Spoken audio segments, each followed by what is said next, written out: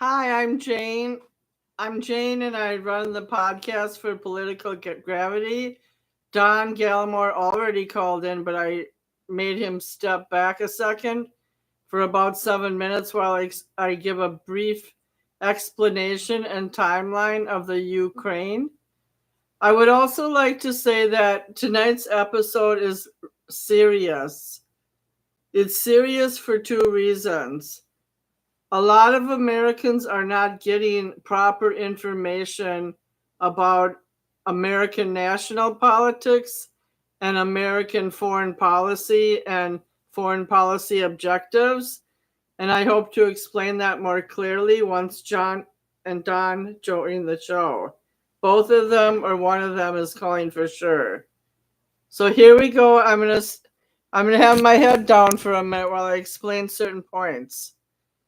I have a book on Kindle about Ukrainian history, and I just would like to do a brief overview of that.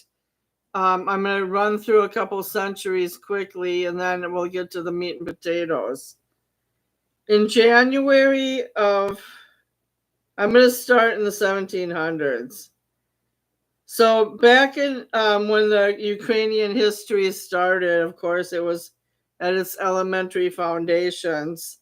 Kiev, which used to be pronounced Kiev, was became the capital of the Ukraine in 482. In the late 19th century, the Eastern Slavic state, proto-state of Kievan Rus was formed. So Rus was at the end of that. In 1037, construction of the Cathedral of St. Sophia is in Kiev, which still stands today. So it has stood over 11 centuries. The Mongols and the army within them captured Kiev in 1240, and most of present-day Ukraine was under the control of Golden Horde, a segment of the vast Mongol Empire. Now that changes quickly. In 1476, Ivan III of Muscovy declared independence from the Golden Horde and laid claim to the portion of present-day Ukraine. His name was Ivan III. In 1569, about 90 years later, Lithuania and Poland officially completed their political merger, forming the Polish-Lithuanian Commonwealth. Hetman Bogdan, I'm going to slaughter this name in 1648, another 100 years later, Khmelnytsky launches a major Cossack rebellion against the Polish and Lithuanian rule in 1648. Now, that was the year that the 30 Years' War ended, and that was the first year that nation states became fully into existence and religious duchies were dissolved, and I'll explain that in a minute.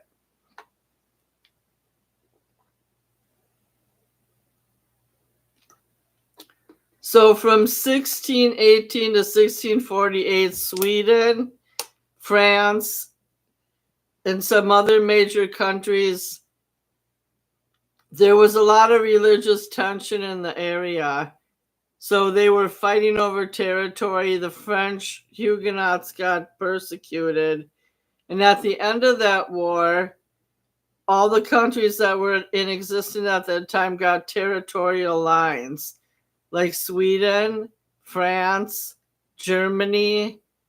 They were still divided up in 5 different duchies, Bavaria, and 5 other regions in Germany. But it was the birth of the nation state, and England was a part of that too.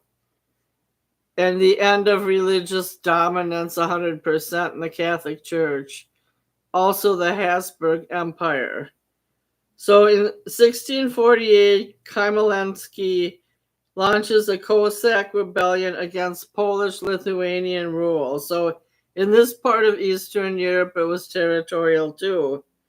In 1654, 6 years later, the Cossack hetmanate turns to the Russian Tsar for assistance and protects their war against the Polish-Lithuanian Commonwealth, leading to the Treaty of Pereyaslav.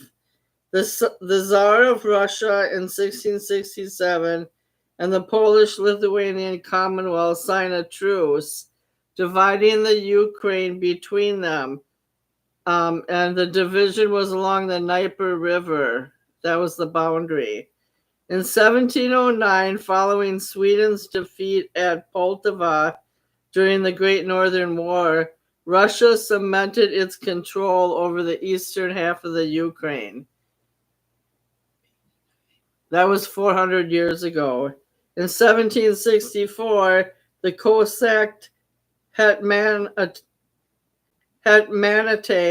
is politically dissolved. Now, the Cossack was some sect of warring individuals who were disrupting the region. In 1783, the Russian Empress Catherine the Great annexes Crimea from the Ottoman Empire. As you'll see in the next couple hundred years, Crimea goes back and forth. In 1795, as a result of the three partitions of the Polish-Lithuanian Commonwealth, the territory of today's Ukraine is divided between the Habsburg monarchy and the Romanov Empire, with Russia gaining the vast majority of Ukrainian lands. So that was in 1795, about 115 years before the Russian royal family was murdered. In the 1800s, various national movements gradually spread throughout the Ukrainian lands. In 1863, the Valuev Circular is issued, forbidding the use of Ukrainian language, claiming a Little Russian Ukrainian language never existed, does not exist, and never shall exist. Its dialects are spoken by the masses as the same as the Russian language. So there was a push in the region to solidify all the languages, and Russia was the dominant language. In 1876, the M's Ukaz bans the right to publish the Ukrainian languages. So it sounds like there was a lot of ethnic feuds, and they were trying to install their version of federalism.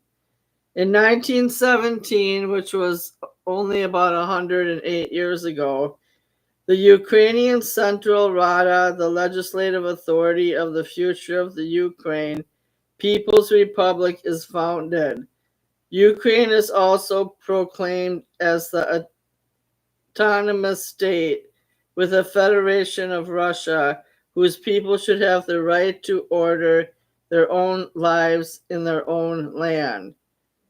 In 1918, Ukraine is proclaimed an independent state following a separate peace treaty between Ukraine's People's Republic and Central Powers. So the independence of Ukraine happened 100 years ago.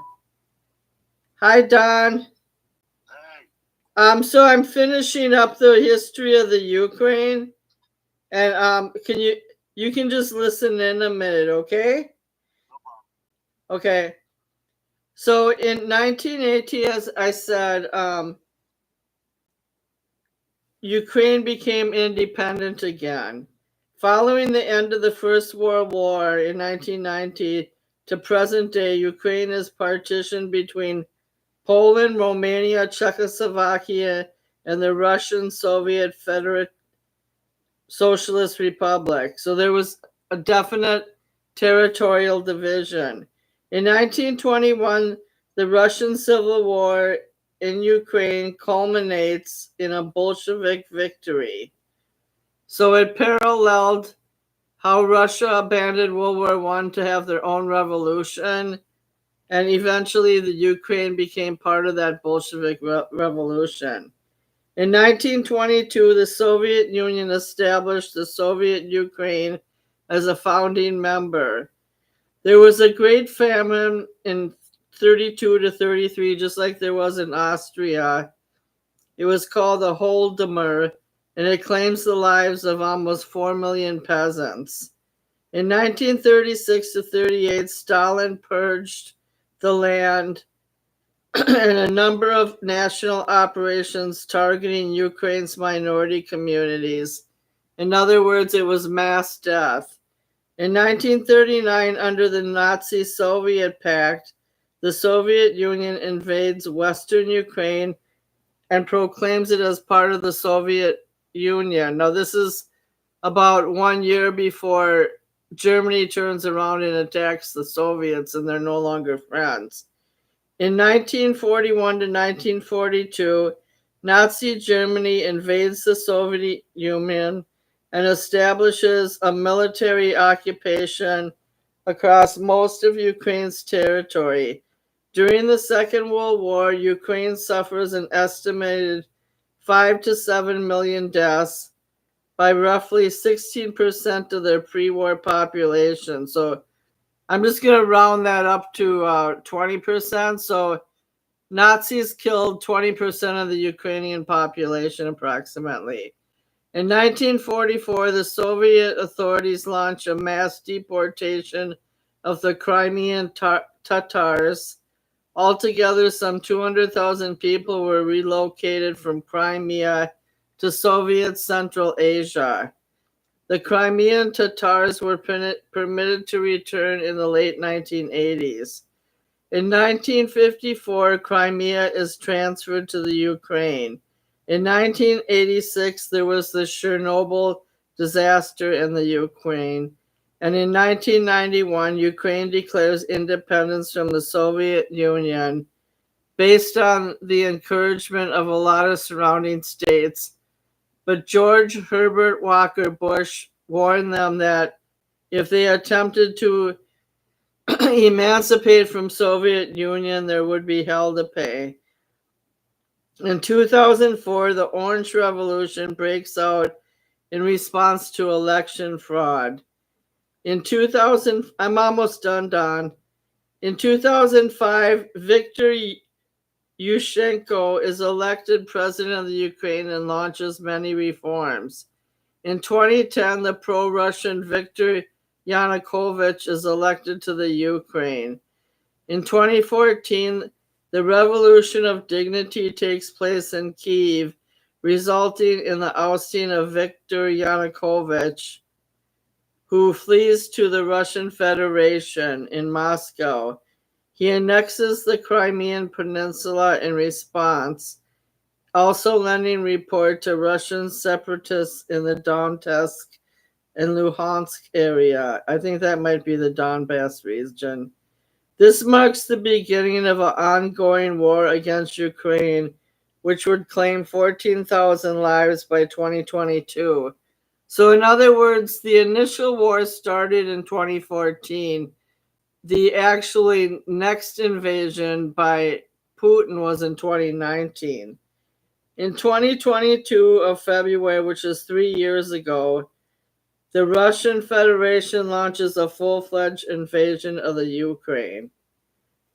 So just so you know, Yanukovych and Yushchenko, there was a big political upheaval in, I believe it was in 2004, where they kind of tied, and there was election fraud, and nobody really believed one guy or the other won. So then they lost faith in their election process. Good evening, Don. Hello there, Jane. Hello, everyone. Yeah, I think Suzette's still in the hospital because I didn't hear from her at all. And John might be calling the show in about 20 minutes. Okay. And I gave him a warning. I said it's 8 to 9 p.m. So your time is 10 to 11 my time. So we're going to discuss the most obvious thing tonight, and then we can branch out into other arenas because I do have some more topics. the reason why I consider the White House, now this is going to take 2 more minutes, so just be patient. The White House meeting with Vance, Zelensky, and Trump was a disaster for many reasons. Trump accused Zelensky of both him and Vance said he wasn't grateful. B, that Trump held all the cards and that he was like the big savior of the whole thing. And C, Vance was extremely rude to him, and another one of Trump's cabinet members criticized him for his clothing in the middle of the lecture. And they did not treat him like a statesman. Perhaps not an elder statesman, but they didn't treat him like they treated him like a kid who got in trouble in the principal's office. And I'm going to let you comment, but I just want to say that I found a reminder on a couple other websites that the first time Donald Trump was impeached was because of his phone call to Zelensky during his first administration asking for a favor. And Trump had approved a specialized Javelin military offense system where you hold the weapon in your hand and you jart it like a javelin at the enemy. So he had done some special favors for the Ukrainians back between 2016 and 2020. But now, fast forward, Trump was not acting like an ally. He was acting like a assaultive, like he acted like Zelensky just dropped in the office and asked for a loan type of thing. And that's really not, they were supposed to solve an economic pact in which America was going to have some benefit back from their continual lending on the war. And it didn't turn out that way. So because I've talked too much, I would like you to go next. That's all right. You talk too much all the time. But anyway, just kidding. It's my show, dude.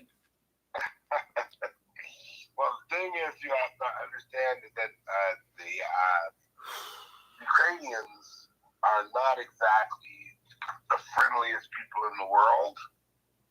And so they don't have a whole lot of allies, per se, especially military allies. That's not their strength. So, any friend. Well, what do you mean by that? Are you saying that they're guarded? They're more or less neo-Nazis. They still believe in some of the tenets that, that I have to explain something. Zelensky himself is a Jew. Both his grandmother and grandmother were killed by the Nazis, and the Nazis killed over 7 million Ukrainians in the war. Right. Well, that doesn't mean that you still can't have an affinity for whatever their enemies were. But I'm not, Zelensky doesn't push his Jewish heritage, and so that's something that he should, if he wants to have that kind of attention or recognition, because the Jewish faith relies a lot on sympathetic ear of whoever is listening. So, that's something that if he's going to really put all the cards on the table, where do you get your resources saying? What? Why do you think that? First of all, I would like to know, just as a friend, not a journalist, where do you get your ideology that Trump, that Ukrainians are of that persuasion? Well, some of them, they still believe in the same principles of unification, nationalism, things like that. They believe in those things. They're guarded. It was very difficult for them, for instance, to get the the pipeline even through Ukraine, which is what this is all about. This whole damn thing is about the pipeline. And it's not just an economic. See, the thing is that 100% economic. Well, the Ukraine has been under Russian domain for many, many years, and I forgot to bring up one of the most important points. When they were allowed to become independent in 1991, and they voted 92% to get independence, they still had 4 Russian nuclear tanks in the Ukraine. What do you call it? Like where it's housing a whole nuclear missile? It's like these giant things in the ground. There's 4 of them, and Russia still. Silos? Yeah, the silos, and Russia had the computer technology to release these silos, but they made an international agreement that they would cooperate with those silos being intact in the ground under Russian domain with Russia's password, and they would collaborate if any use was ever needed of that, because it had to be a regional decision because it was too scary to Russia didn't want to turn it over fully. So just keep going with your perception. I'll be quiet for a minute. No, that's what I said. You go out and talk. I mean, and those are facts that you're stating. Right? But what I'm telling you is that we have to be. The point is you're doing a lot of talking. Okay, I'm letting you go, but you have to talk. Just go ahead and talk. I'm going to be quiet for a minute. Yeah, no. The thing is that the main thing that people have to understand is that a lot of the Ukrainians are Russians, and a lot of the Russians in that area, Donbass and all the way down to Kyiv, are Russian. Ukrainians are Russians. This is a civil war. These people are fighting their brothers and sisters. And so in order to do that, you have to have extreme polarization in your brainwashing. And these people have that. They are the principal targets. It's like Ukraine is going to be divided, like they did Yugoslavia. And they divided that with war, and now that's a lot weaker. Well, that's my area of Yugoslavia. I did a huge paper on that in grad school. Well, you know what I'm talking about. Well, certain elements of Yugoslavia are stronger. Well, that's because they're smaller. It's Serbia, Croatia, Macedonia, Slovenia, and there's about 4 others that I don't want to bring up right now. Anything that is smaller is more compact. It's usually easier to work on, and easier to develop. Well, did you know that this Croatian Catholics persecuted the Serbian Muslims, but also Serbia was in a conflict with Kosovo, and it was more of a brutal style civil war. That's where the UN peacekeeping forces came in. Yeah. Well, bottom line is that Ukraine is going for that same thing. Right now, Western Ukraine is still under Ukraine control, but Eastern Ukraine is the part that's being bombed daily. People losing their lives, and they're having issues with how much effort they're going to put into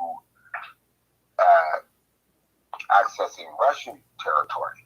It's a huge decision for Ukraine because, in reality, they cannot. I'll explain to you why the Donbass region and the Black Sea ports. Right. On the eastern side, the point is that Russia wants full access to the Black Sea waters. And one of those cities down there got annihilated the first 2 years, like from 2019 to 2020.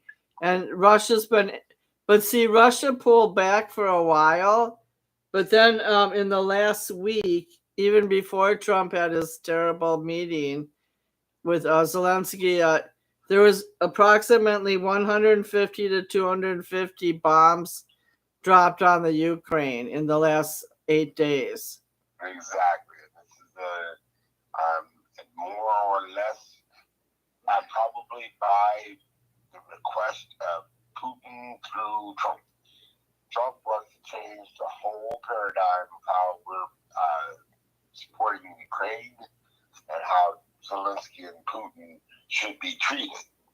And so those are things that he's shoving down the American people's throats to make them communists too, because make us communists. Wait a minute, wait, what are you talking about, communists? Are you saying Trump is communist because he supports Putin? He's communist anyway, because he supports Nazism, and Nazism is a form of communism. Well, I don't agree with that. He's bringing this shit up. You know that he sleeps with Mein Kampf on his bed. I know. I would like to say his grandfather was the doggone. He worked with a company that worked for the SS. Stop. Okay, you need to stop a minute, because I used to be a communist / socialist. A communist is not a Nazi. Now just could you listen for a minute? Anybody who works for the state is a Nazi. Or is a communist. All right, can I say something? Because I studied this for a long time. You said it. Go ahead. Okay, when Germany was in economic despair between World War I and World War II, socialism rose. And Germany already had socialist policies. They were the first, just a minute. They were the first country to develop a social security system in 1895 under Bismarck. Then they created like unemployment and other economic safety nets. Adolf Hitler took some of those guaranteed government. Don, your call dropped. Adolf Hitler took some guaranteed projects, and you're back on the air. I didn't. I was talking and you disappeared. I didn't hang up on you. Are you there? Okay. I'm gonna. Somebody's. All right, listen. No one. I want to talk to you. Nobody hung up on you. I had my phone on a screenshot, and the phone call was in the corner, and I didn't have my fingers on the phone. AAA called you? What for?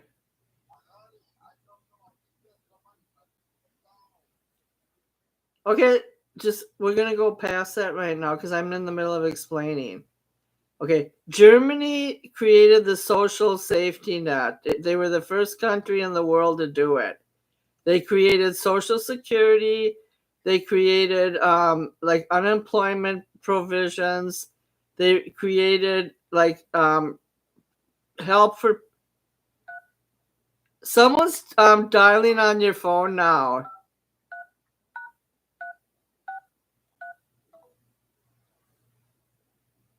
I'm going to pause this and play a video just a moment because this is too messed up.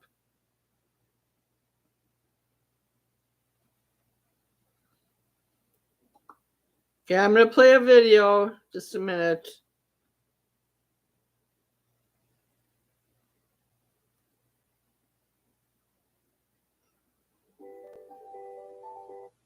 Someone's dialing your phone.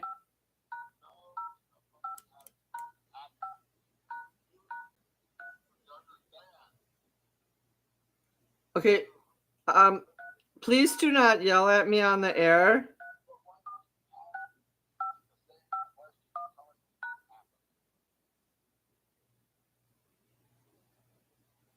I am playing a video now. Okay, I can't. You can't call back on this phone. Use Pat's.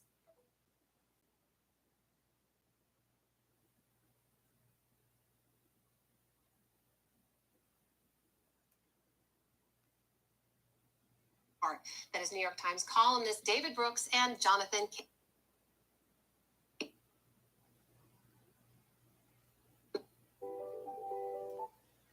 I don't mind talking to you, but there's numbers that keep going off. I'm ending the stream and I'm going to start a new show, okay?